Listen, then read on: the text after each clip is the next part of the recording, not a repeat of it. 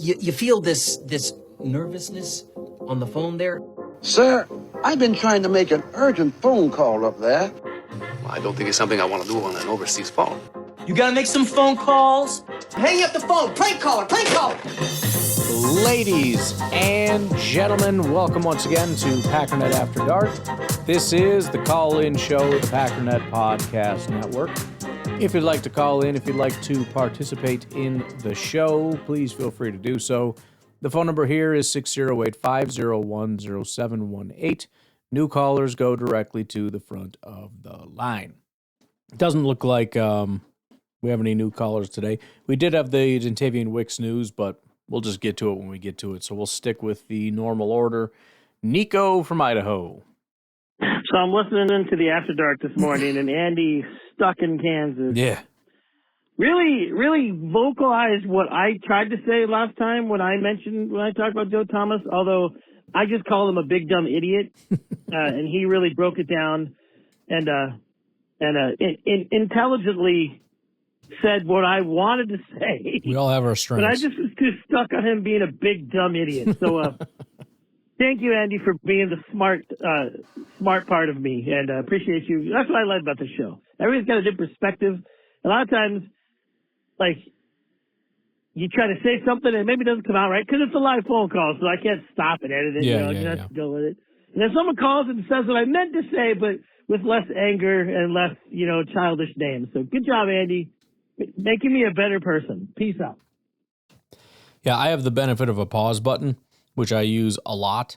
So, I definitely have a lot of respect for the callers who call in, and I know what it's like to have your mind go. And again, I hit pause, I go back, I delete the little gather my thoughts and start over. So I get it. Speaking of, hey Ryan, it's Andy here in Kansas. As far as the Tundra FM kind of becoming a bigger thing, I like the idea of a 24-hour YouTube channel for that. Just thinking back, I think I first found Packernet I think it was just a general search on iTunes. I can't even remember anymore. But, part of that, or part of the first maybe year of me listening, you always had a phone number. And of all people, I do not like to use the phone very much. But I started calling. Yeah. There was a stretch where I think I was the only caller for a while. Probably. I can't remember how the idea, how did you ever come with the idea of coming up with a completely separate show, so to speak, with Packernet After Dark, and now it's become its own thing. So I'm just curious, as far as is Tundra FM only going to catch on if it kind of becomes, I don't know how to say it, its own thing? I don't mean for you to make another channel, obviously, but I'm just curious about this one. What if you advertised the AI radio station Tundra FM to Lambeau Field tailgaters, in the pregame atmosphere, up in Green Bay? Like, literally, you would go to Green Bay to try to kind of, grassroots kind of way of doing things.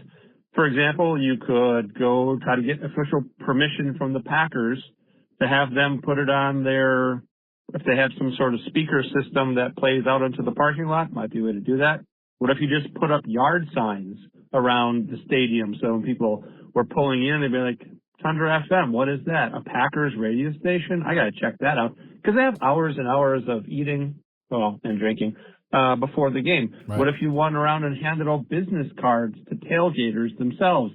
They could listen to it. They could put it on their Bluetooth speakers, and not that Tundra FM is the thing. It should just be a gateway to having more people listen to your podcast. Sure. I'll call back. We'll let you do that. Brian, it's Andy. Boy, sometimes 3 minutes is just not enough time to get some ideas across. And I'll filter yours. That's just the system. Sal, one little thing idea about Sal. Could Sal, and I know he has, rah-rah podcasts where he's hyping up the Packers, and sometimes he's very critical. But if there could be a small critique part, in almost every one of his shows, where he just calls it, I send it back. He's got the New Jersey accents. We all love The Office. He should just have something that he wants to send back. The gabagool of the day. Secondly, so if people are still being negative about LaFleur and Jordan Love, it's the time of the year to stop doing that. I just want to say that part, right? Agree. Now is the time to look at how do we succeed and to get on board with wanting them to succeed. I'm not exactly sure that there's a lot of Packers fans. There might be a lot of Packers fans who, for some reason, don't want these two guys to win a Super Bowl. I don't know why you wouldn't want them to win a Super Bowl, but that's just kind of the attitude that it sounds like in many ways.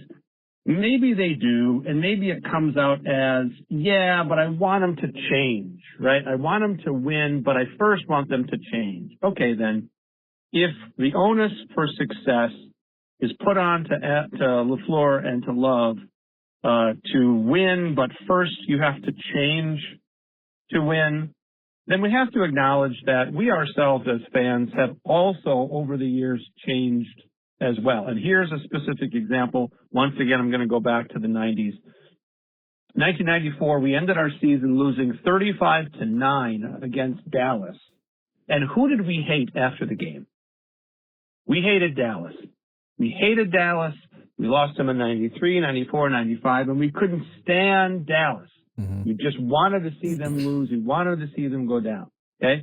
We lost to the Bears in this last season, and we don't hate the Bears enough. In fact, I think we hated the Bears less and hated ourselves more after that game, at least in many. It seems like maybe this is just the loudmouths talking, but that's the thing that it seems. That seems so backwards. We need to first, those people at least, need to first admit that we've changed the way we look at things before, we can demand changes of the other guys. All right, one more call. Yeah, it's almost like a level of arrogance in a way.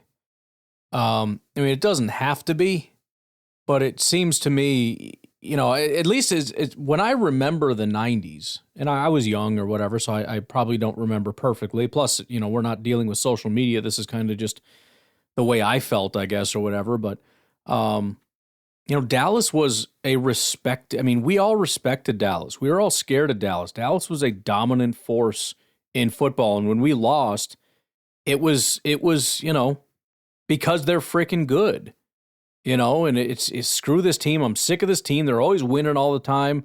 We can't get over the hump because of them. They're the team that everybody has to run through. And, it was the focus was on them because it was them. And as much as we hated them, it was a respect thing at the end of the day because they deserved it. The reason why we're always mad at ourselves now is because we don't respect anybody else. Nobody beats us. We beat ourselves. It's not acceptable to lose to anybody else. Why? Why isn't it acceptable to lose to other teams? Now, the Bears, sure, if you want to go down that road, they're not good enough. They didn't belong. We should have beat them. Yeah, okay, that's fine. But that's the case every year. That's why it's so unacceptable that Gutekunst and Matt LaFleur haven't won a Super Bowl, because there is no respect for any other team and how deserving of Super Bowls they are. That Sean McVay is absolutely deserving of Super Bowls. I mean, the 49ers are deserving of Super Bowls, and they haven't won any in this current regime. There are a ton of very talented, very deserving football teams out there. The Packers are one of them, and only a handful of those teams are actually going to ever end up winning, especially when you have dynasties like you have the Patriots and then you have the Kansas City Chiefs back-to-back. And so everybody's fighting over the scraps. You not only have a 1 in 32 chance, you kind of have like a 1 in 64 chance because the Chiefs are going to win every other year at least. They're going to win 50% over the next 10 years. That kind of nonsense.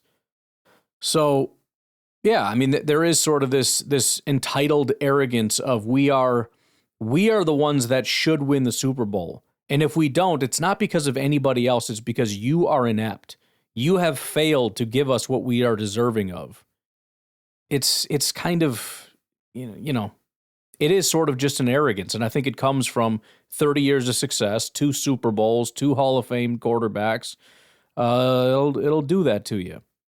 The alternative is to start thinking of ourselves again as sort of a second-class team And that's not even meant to be negative, but it's just the way it was kind of in the 90s, where you didn't just assume we were the best and we're deserving of the best and should always be the best, and anything less than that is a failure. Nobody looked at Brett Favre as a failure. Nobody looked at the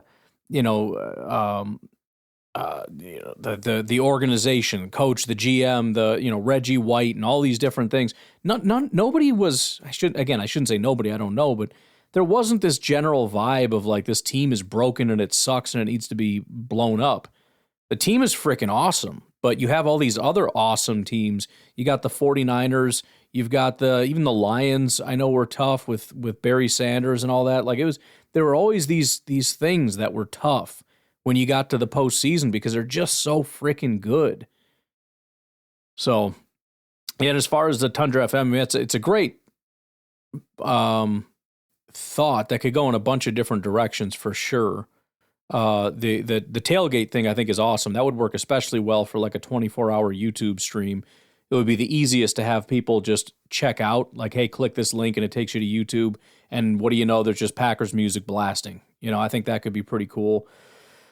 The podcast thing would be a little tougher because you send them a link and all of a sudden it's just a link to a podcast that is, me and a bunch of other stuff. Unless it's, as you talked about, could it be its own thing? The problem with that is then you're starting from zero again. This is the problem I always have with YouTube, where I was like, I could do this YouTube channel, but you're starting from zero listeners, 0 subscribers, 0 anything, and you're putting in all this work and there's nothing there. So, I put in a lot of work to build this stream. The stream has a lot of viewers and it has a lot of listeners. It has a lot of downloads, and as a result, it can be monetized. And so I would rather,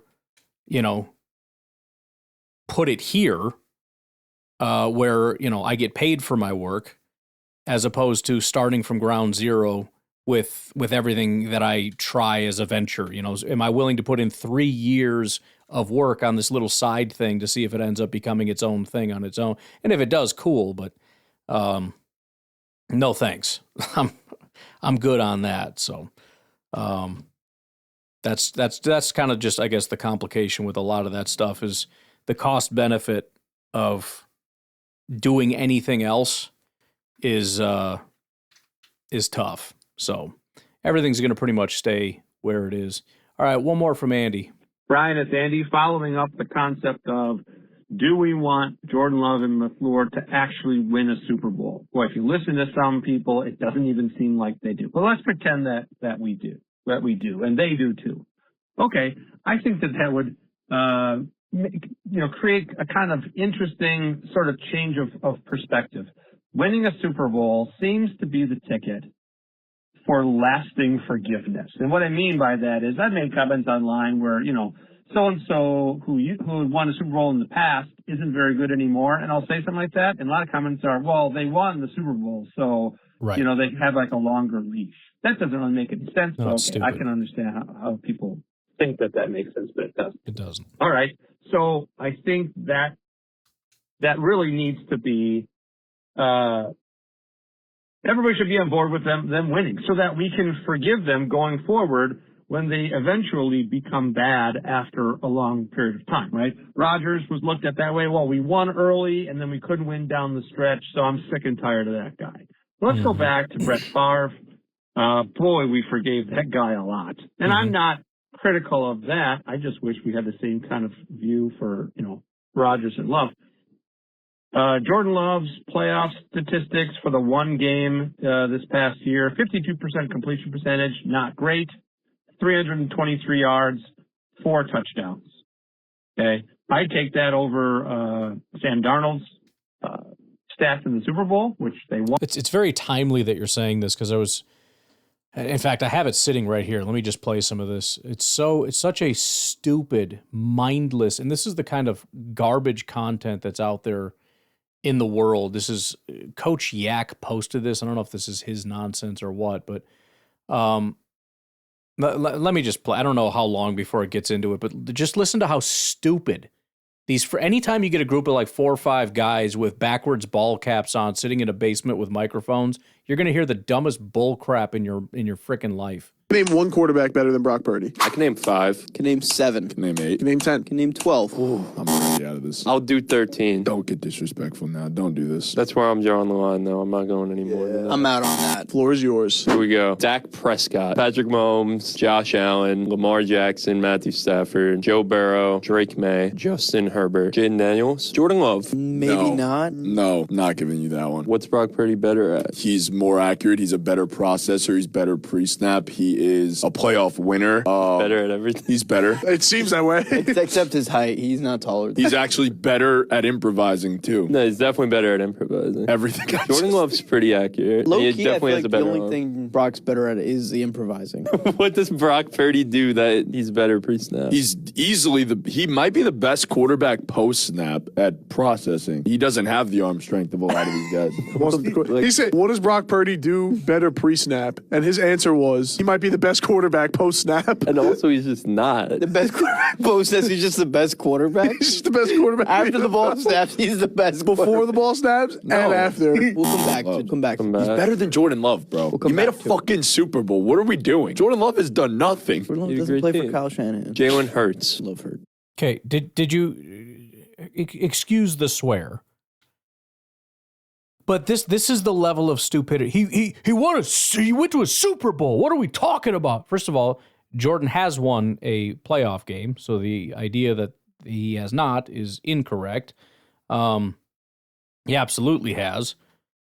But beyond that, I mean, this is where you get angry because he went to a Super Bowl. So what? He won like 2 or 3 games, whereas Jordan won 1, and that's like your big thing. Who gives a crap? How are you so stupid? I don't understand how people are this stupid. He's getting all worked up because he's definitely better than Jordan. And by the way, they listed off so many quarterbacks that are mid, and it was Jordan Love that was like, what? No, I'm not doing. These are stupid people. They're stupid people, and they sit around and they're talking about, I don't know, like they're just. It's so funny because you call them casuals, but they very obviously consume a ton of football. They watch a ton of football. They listen to a ton of football. You know what they're listening to? They're listening to ESPN. These are the guys that would have SportsCenter on 24/7 on a loop in their room. And so it becomes, what is it? Garbage in, garbage out. And that's what these people are. They're garbage in, garbage out. And it's not that they don't consume. It's not that they don't listen or consume a ton of sports content. They do. But it's such stupid content that after all these years and months and hours and hours and hours of football content in and out, they know nothing about NFL quarterbacks. He's rattling off, post snap and he's really good at this and this and this. And he sounds super intelligent, except for the part where everybody else is like, no, that's not true. And also, you sound like an idiot. You're just saying nonsense. But again, the fact that they heard Jordan Love and they all, whoa, I got to draw the line there. These freaking morons couldn't make an argument to save their lives. Like an actual their idea of argumentation is just using big words and making it sound. But that's the thing. They live in this subjective world. These are the exact people you find on social media, by the way, where their whole thing is like, I watch football and everyone knows. Those are their only things. Like, can you make an argument? Yeah, dude, like everybody knows. Like I watched him. Like Jordan, the likes are you have to throw in a like every third word.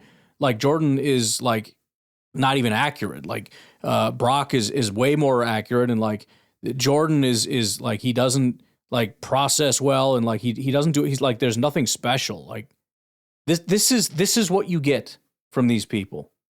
It's so painful to listen to. At what point do you actually just stop making things up in your mind and actually sit down and have the humility to say, I don't know and I need to go learn? It's not good enough to just sit around and pretend that knowledge just comes to me from the universe. It just comes into my brain magically, and then I can just speak football and know what I'm talking about. At what point do I say, no, I need an objective standard for how to judge and and determine what is a good quarterback. And the problem is you go to them with stats and they're anti-stats. Okay, but they're not going to watch film. That's too much work. And even if they did watch it, they don't know what they're looking at. So they're going to watch TV, and then they're going to sit around with their backwards ball caps on in their buddy's basement doing a podcast sounding like idiots. Sorry, that just set me off. I've had this sitting here for a while, and I wanted to do it, but it's like, no, we got other stuff going on, doing the linebacker thing tomorrow, blah, blah, blah, blah, blah. And you brought up the Super Bowl thing, and I'm like, sorry. But anyway, compare that with the Brett Favre 2001 playoff game against the Rams. Now, I'm cherry-picking this, obviously, but 59%, 281 yards passing, 2 touchdowns. He threw 6 interceptions in one game. Okay, 6 interceptions in one game. And then, and this might be more unbelievable, then he was our starting quarterback for 6 more seasons under the current coach, Mike Sherman, plus the next coach. He survived a coaching change, and he still kept on after that terrible performance. Mm-hmm. And for at least like 3 seasons, fans were the ones waiting for Favre to decide whether he wanted us as far as playing, more, or if he was done with football. We were waiting for him to leave. Okay? It seems totally different. We have a botched playoff game, and we're trying to shove the guy out the door. We have changed, or at least many people have changed, and not in a good way. Bye. Yeah. No, the graciousness, the patience, all that stuff is completely gone, which, by the way, you look out throughout Green Bay Packers history. We've talked about kicker and why I wanted to keep McManus, and I went on a whole big, long thing about that, not just in Green Bay, how we've been rewarded with patience, but, not just in Green Bay as far as kickers. That's certainly something where you can see patience pays off with kickers. But you look at, bad stretches happen. And if you fire everybody as soon as something bad happens because it's just unacceptable, you're never going to have anything good. Stuff happens, man. Jordan had a bad year, and he bounced right back. Mason had multiple bad years. Rodgers had bad years. Almost everybody. I'll say almost. I mean, even Devontae, who never really had a bad year once he got going, obviously we needed patience to get him to, year 3? So, patience is absolutely a virtue in the NFL. You need to just relax. You need to wait and see. Somebody had a down year. Okay. Packers missed the playoffs. Okay. So what? Listen, if it becomes a thing where we just keep getting worse and worse and worse, or problems just continue and don't get fixed, fine. But we live in such little our time horizons are so much shorter now, where it's just we live in week to week as opposed to multiple years. I remember I was watching a guy one time on YouTube, and this is when I was newly married, and I could not for the life of me. I'm like, I respected that he said it, but I'm like, that can't be real. I can't imagine thinking like that. But he said he got to a point where in his marriage, he thinks in a much longer time period. Something really, really bad will happen, and he just says, well, this is going to be a bad year. And that's it. This is going to be a bad year. But, oh well. I've got decades with this lady, this year's going to suck. But, 2 years from now, 5 years from now, 10 years from now, the bottom line is I'm in this for the long haul.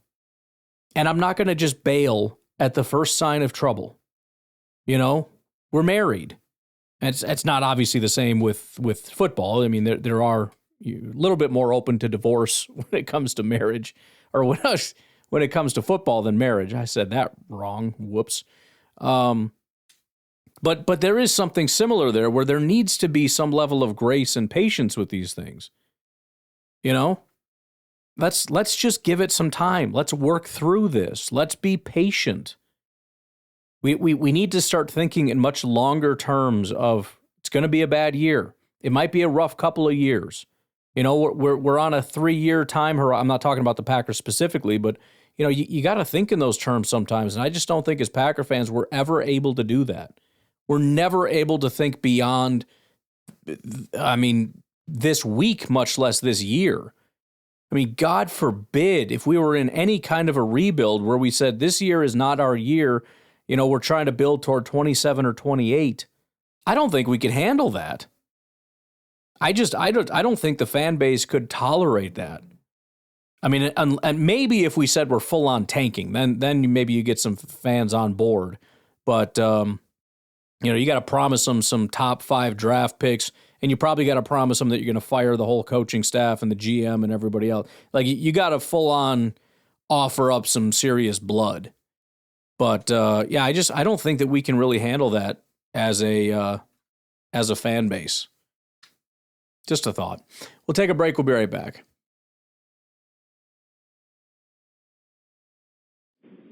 Hey, Ryan.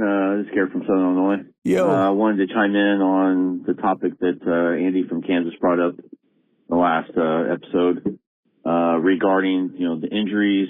And I just, Green Bay has really been snake bit by injuries, and substantially, you know, some of our best players have had career-ending injuries that just makes you wonder how the team would have been with them for a whole healthy career. And so far, we have really not seen this team with all of its pieces together healthy. We've never seen Love, Kraft, Reed, and Watson all together in a complete season. Yeah. And if this next year is even close to that, it just makes you wonder just how good this team can be. You could say the same thing about the defense, but I feel like it's had a better run than what the offense has. I think potentially the defense wouldn't even really have to be a top 10 defense if our offense was like a number 1 offense in the NFL. When it is clicking, and Love has had some games where, like the playoff game against Dallas, it was like it was just nights out. He was unconscious, and they were just unstoppable.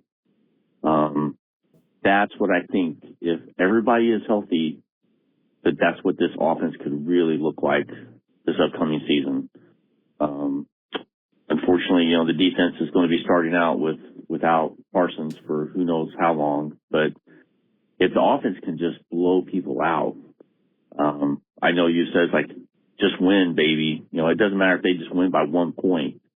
But winning big takes so much pressure off that defense to where they can play, you know, their kind of defense where they're just, you know, going after the quarterback, and it just totally changes how a team's strategy goes forward in a game. I know we've all speculated and we've all said this before in the past, but just speaking to the facts that this team has never seen everybody healthy through a season. And it's just, what if this season we get to see it? What does it look like? Yeah, and that's been something that I need to do a little bit of a deeper dive into that, like an actual, let's go look at the games and who played in what games or whatever. But I mean, we don't even need the whole thing back. It almost feels like either or. You know, if we have no Tucker, but we still have, you know, Reed and Watson and Jacobs or what, you know, if everybody else more or less is healthy, it can still be dominant. I think the two guys that you can't be without are Watson and Tucker. Those are the guys that make, you know, when they try to play physical, when they try to play man, those two guys make it tough. But if again, either or, I think you're good. But when you're losing both of them, and also like interspersed throughout, it's like, okay, we lost Tucker, we lost Watson, we lost Reed, we lost Musgrave. Injuries happen, but it's been absurd. By the way, losing our quarterback on top of it. I mean, it's hard enough just not being able to get into like a rhythm of any kind. So, I mean, even if you look at it from that standpoint, like, okay, so-and-so's back, it's like, yeah, but it's their first week back, and, it can be hard to get into. Plus, for Matt LaFleur, it's like a completely different offense every week because, last week I had my full offense, but this week I have to develop an offense that doesn't have Tucker Kraft in it. Well, that's an entirely different offense. We got to redesign the playbook. We got to reshuffle all these people. We got to do different things. We have a whole new plan. And then we do that and we try to make that work. And now we have a new quarterback. Oh, great. So now we have a new quarterback and no Tucker. And now we lose Reed for a week. And it's freaking impossible. But you're right. When the guys are healthy, and I'm just going to say it without actually knowing it because I'm very confident in it, but I will go back and do some more data digging on that. This offense, and I've said this, I genuinely believe this will be the number one offense in football if everybody's healthy. And I know it's unreasonable to expect everyone to be healthy for the entire season. But whatever it is to be reasonably healthy, no more season-ending injuries for Watson and Tucker, okay? You lose a guy every couple weeks, right? Every other week, a guy's out for a week, or he's banged up, or something. That's normal wear and tear. If we can have that, I stand by the fact that I genuinely believe, because we were last year, even with an offensive line that was inept. Jordan Love had, as I said, the worst offensive line. I don't think Aaron Rodgers has ever had an offensive. I mean, he had his own. This isn't like a comparison thing. I'm just saying, for the sake of illustration, in the entire time that Aaron Rodgers was quarterback here, I don't think he ever had an offensive line as bad as what Jordan had this past year. I'm not sure Brett Favre ever did. He probably did once or twice, maybe due to injury or whatever, but that guy had great offensive lines. We've always had great offensive lines. When you look at the pressure rates, when you look at the time to pressure, time to sack, the amount of pressure, all the stuff, Jordan had no time and with no run game, and still it was an elite offense. As long as we had Tucker and Watson, especially if you have Tucker, Watson, Reed, and the whole gamut. And the other thing I will say on top of the fact that if we're healthy, we'll be a top 5 offense. I'm going out on a limb here, and maybe it's not that big of a limb, but it feels like it's definitely outside of my usual comfort zone. I am extraordinarily confident in Matthew Golden in the same way that I was that way with Watson. When the guy was not even getting the ball thrown to him because he dropped a pass or whatever, I was insistent that he will be a very good wide receiver. And I don't know if we actually even saw it fully until this past year where he was like a top 10 wide receiver. Again, injured, so we didn't get to see the whole thing, and it didn't feel like it. It's the same thing like with Jordan, where it doesn't really feel like it in the same way that you felt it with Rodgers or whatever, but it's absolutely there. Anyways, that same level of confidence I have in Matthew Golden. I think he is an unbelievably good receiver. I think he's going to be an unbelievably good receiver. I think unequivocally he's going to be our top receiver. I don't mind going out and getting like an X guy, a big physical guy, and that's not going to dissuade me from my opinion one way or another. Maybe he'll be sort of an Amon-Ra St. Brown inside, outside. I don't really give a damn where they put him.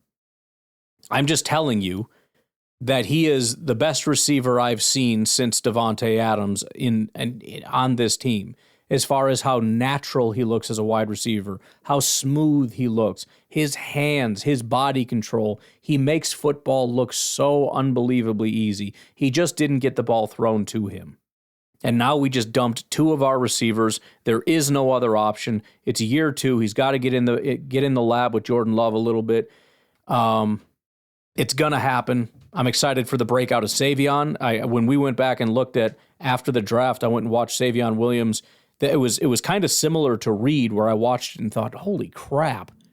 I wish I had watched him a little bit more. I mean, this would have been like my guy if I was paying close enough attention, because this guy is unbelievable. And I immediately got defensive when, he's kind of a gadget guy. Bull crap, he's a good receiver. So I'm a big fan of Savion, and I love the crew that we got. I really do. And as a massive Christian Watson fan, and as a big believer in Savion Williams, and obviously a now fully fledged believer, as we all are, in Tucker Kraft, I was probably last to that party. I still believe unequivocally our best receiver on this team. And after I just got done saying, by the way, Watson was a top 10 receiver last year, I'm still telling you, Matthew Golden will be our number one wide receiver.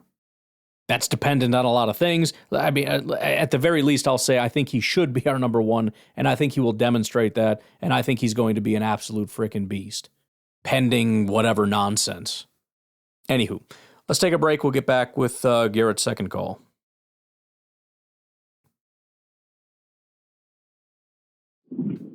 Stop sign.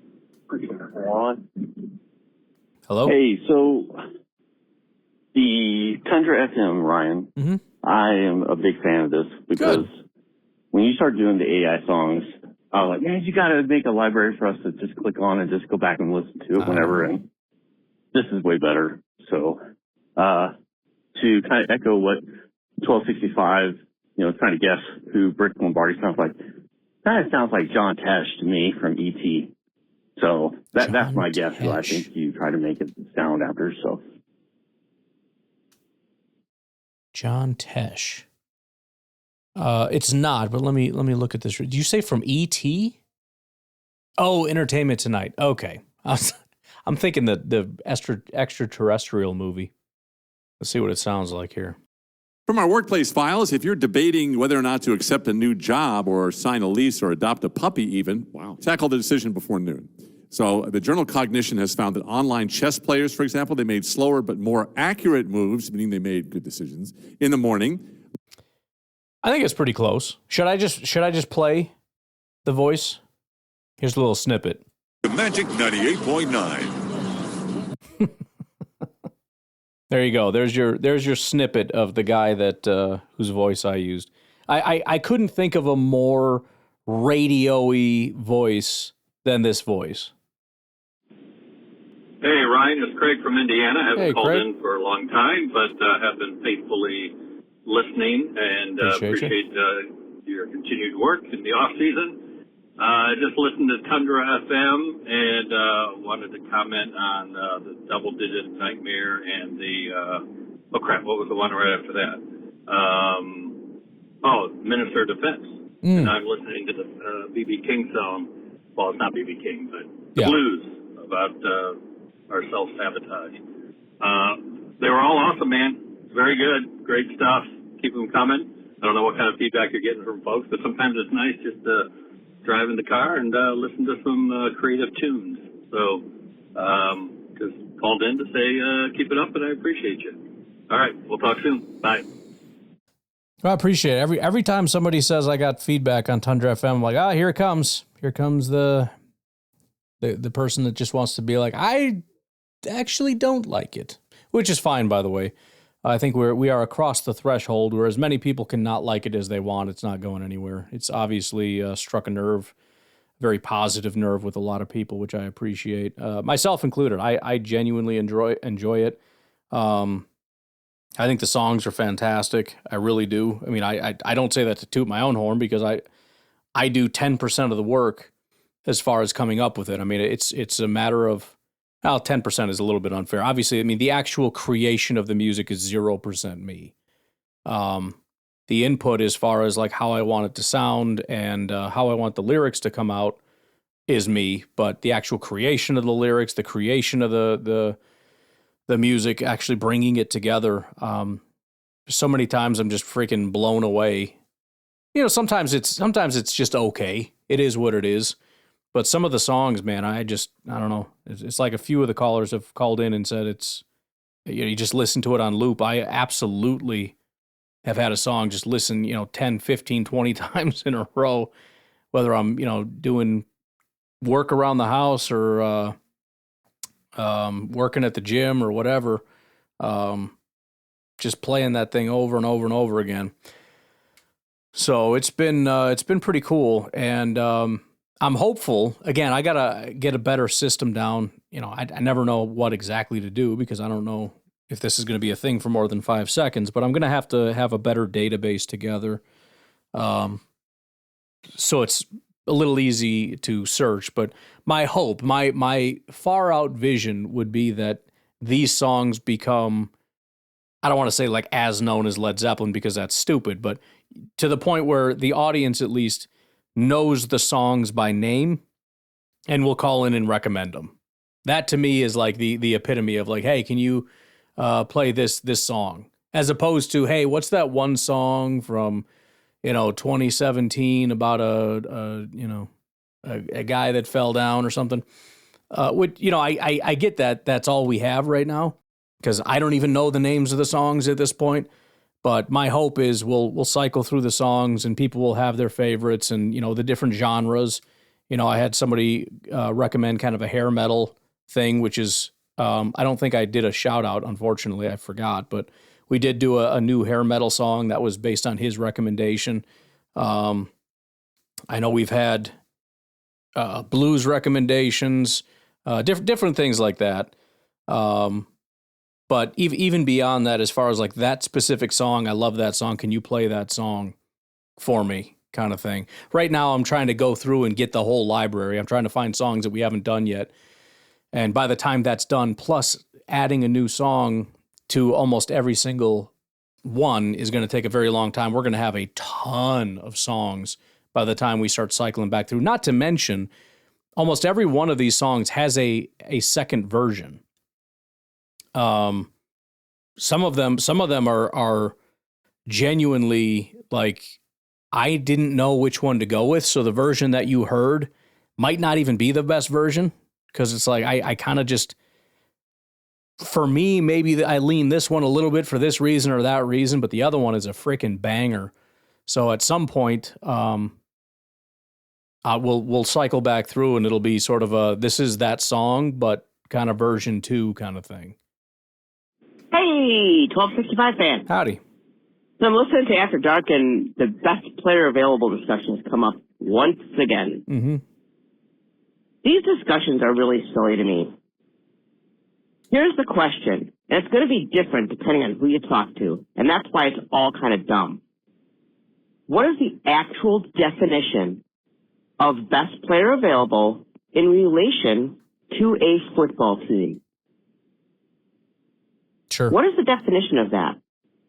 Because for me, the definition is the best player available for my team is somebody who has great traits, has played really good ball in his past, and is at a position of need. That is what best player available is. Why do we have this conversation all the time? I find it silly. And if you say no, it's actually going to be the best player at any position. Okay, but who's doing that? Who's doing that assessment? Everybody has a different idea of who the best one is. I mean, rarely is there one guy that everybody agrees on. This guy is the best. And even if you have one, okay, then he's the number one pick. After that, who is it? It's just, I don't know. It's just maddening to me. And hey, you want to use my voice on freaking your radio show? Go ahead. But I just think it'd be much funnier if it was somebody that everybody knew. I know a lot of people at After Dark would know who I am, but it's like anybody else at After Dark, right? We know all the voices. But I'm just saying, for anybody new, they would absolutely recognize Laverne from Laverne and Shirley. But anywho, okay, that's about all I got. Alrighty. Oh, caller roulette. Oof. That's right. Okay. So I'm gonna say Omar the firefighter, then Chris from Alabama, and I'm gonna take a shot in the dark. Steve from Alaska. Wow. Okay, bye. That's a whole other thing. That could be something else we do where you like in gambling where you can bet one. If you bet two, it multiplies, but you have to hit both. You don't. There's no consolation prize. We'll have to come up with what that. It's you get the draft guide if you get the next one. You get I don't know, my car if you get 2 in a row. Not really. Yeah. So the idea of using people's voices on Packernet After Dark, I think, would be freaking hilarious. I just never know like who's going to be kind of pissy about stuff. Every once in a while, people just have like a weird thing, and it's like, oh, my bad, dude. And I don't know how seriously people are going to take things or whatever. But the thought of being like, we're going to take a break, and like the first quote unquote ad is like Nico from Idaho doing an adult diapers ad or something. Like, wait a minute, what? Hi, I'm Nico. I want to talk to you about incontinence. Oh, that would be funny. That would be funny. But, I don't know.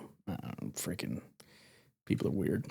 I'm sure Nico would be cool, but, especially if you're doing incontinence, maybe there would be a line that people would not be a fan of. I don't know. I thought... in the spirit of like, we're all just having fun and we're coming up with fun ideas or whatever, that one, and I think somebody recommended either that or something similar to it. And we've already been talking about using people's voices, and it just all kind of is coming together to like, that feels like something that probably should happen. I don't know. And then it's one of those things too, where it snowballs, where it's like, oh, then you could do this. And what about this? Could be fun. I'm just saying, if you want to volunteer your voice, we'll see what we can do with that. I think that could be kind of fun. I mean, obviously, we've got plenty of content. We got more than enough of all of your voices to be able to train the AI on it, which they're so good now, like 10 seconds is enough, although presumably more is better. But anywho, that's just a whole other thing. Yeah, we'll see. I don't know. All right. 1265 was wrong, so we don't have to go to the next call. So I'm going to leave it at that. It's 9:50. I want to get this up by 10, which I won't, but we'll try to cut it close here. I will, tomorrow is day off day. I'm working on the NFL draft stuff. Plus, cutting into that is going to be that I'm going to follow through with the plan, 1265's plan to be exact. Sal is the only show that's going to be up tomorrow, aside from the main one in the morning, is, and this may post on Sunday. I don't really know exactly how long this is going to take or what's going to happen, but Sal is going to have sit-down interviews with different hosts that are going to pitch their ideas for the next show. So, for example, Aria is going to come back. She is going to plead her case, and, we'll see. Probably have a different host wanting to pitch a news show, because I think the news thing, there's something there. It just wasn't executed great. And I've got several other ideas that I think could be fun. It's just a matter of trying to find a fun voice to pair with it. But I think that could be fun. And then I'll try to find a way to get a feedback thing. Maybe I'll put a link in the description of that show. You're going to have to participate. You guys have been asking for this. I'm going to do it. But I need you guys, as many as is humanly possible. I would like hundreds. I would be fortunate if I get 10. But as many as is humanly possible. Listen to the show, and then give your feedback on what you think as far as the shows, which ones you like, which ones you don't like, whatever, and we'll see about possibly moving forward with some of the ideas. Maybe do some test runs or something. Anywho, you guys have a good night. I'll talk to you tomorrow. Have a good one. Bye-bye.